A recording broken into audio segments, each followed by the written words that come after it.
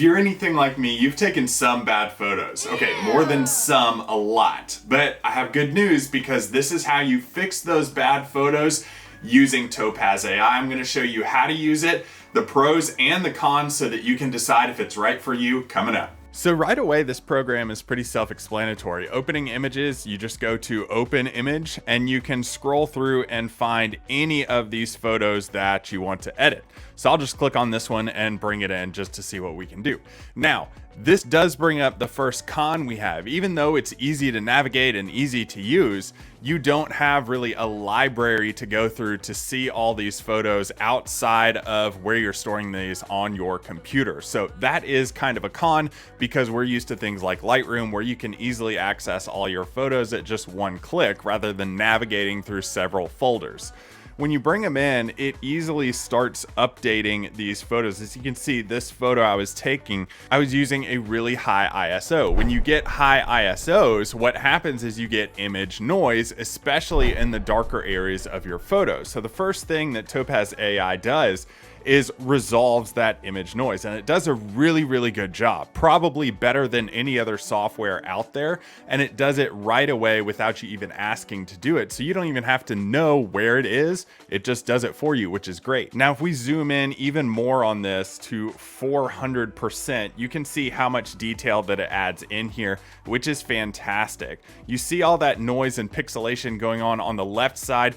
Now when it fixes this, it's going to add some more detail to your subjects, to the overall landscape, so that's a plus too.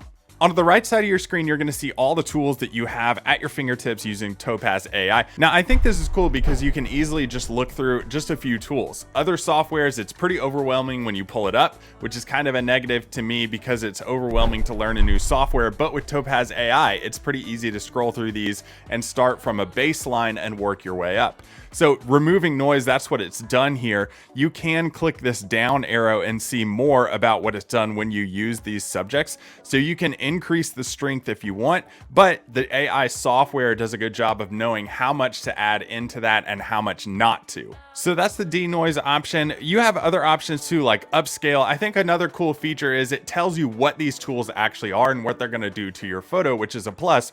So upscale resize generates new pixels when changing the image size. So that means if you're cropping this down and you want to upscale it and add more pixels to that crop, you can easily do it that way. But with a file size like this is a huge file because it was shot with a full frame camera. If you're using something like an APS-C or even a Micro Four Thirds camera like an Olympus OM1, this would be a great feature for you to use because it will add pixels to your photo and make it a little bit more high res. Let's zoom back out a little bit and look at Sharpen. So Sharpen is basically going to find the subject of your photo and sharpen it up a little bit. So what you do for this is you select your subject with the subject selector, and it's going to do a really good job highlighting your subject in red. If you don't like any of that selection, you can easily come in here and it has some automated selections for you that you can make. But if you don't like that selection, you can erase part of it by subtracting with this little paintbrush and take some of that out. I'm going to hit Controller Command Z to undo that because it did a really good job masking that. You can also do detail amount. So I just keep mine on medium, and that does a really good job of finding your subjects and highlighting them so that you can make these adjustments. So I'm just going to apply that and then come down here to Sharpen and just easily turn that Sharpen on. And you can see if I hover over subject, it's highlighting that subject for us and showing us where it's actually sharpened this in the photo. Now, if I drop this down, we can adjust this again and adjust the strength. You can adjust the subject. This is really good because it's so easy to use. You just one click of a button, it selects these subjects, one click of a button, and you can sharpen it. You don't have to go and navigate through all these tools. I'm looking at you, Photoshop, for being so confusing, and quickly edit professional photos. That is a huge plus here. Now you can do standard, strong, lens blur, motion blur. If I did like a lens blur, something like that, I could increase the strength on that and make it a pretty cool effect here with this photo.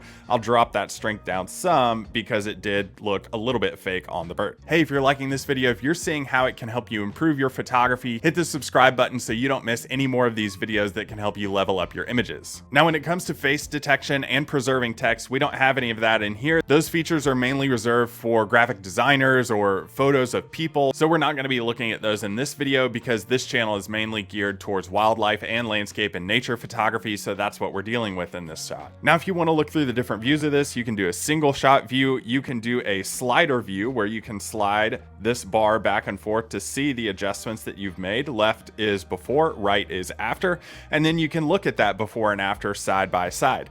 I love this because it gives you different views very easily at the tip of your mouse. Now, one downer of this software is that it does sometimes get overwhelmed, especially when you're zooming out, zooming in, you're adding all these effects, and it crashes. Mine just crashed while we were going through this photo, and I had to restart the entire system, and I had to redo all the edits that we made in this. So that is a big negative here. Even though I'm using the fastest Mac you can buy, it still crashed, which is a downer. Now, it is nice that you get options to crop this down, so I could easily come in here to the crop tool, crop it down very quickly. You have different ratios that you have to choose from on the right hand side. You can reset it, or you can switch how that actually looks and go back and forth between landscape and vertical. Hit apply, and those adjustments that you've already made in your editing will apply to that crop. However, that's the only adjustment that you can make to this photo when it comes to editing in color, cropping, anything like that. So yeah, you can adjust denoise, you can adjust sharpening, all those things, but when it comes to actually editing the colors, the highlights, the shadows, you don't get anything to this photo, which is a huge downer to me because other softwares have these same features, but they also have editing features along with it. So how could this software be used? Well, I think Topaz AI definitely has its niche target here. I think wildlife is a huge one, obviously, but landscapes is kind of, there are other softwares out there that are better available for that fit. But if you're looking for something to like a Lightroom plugin that you can maneuver your Lightroom photos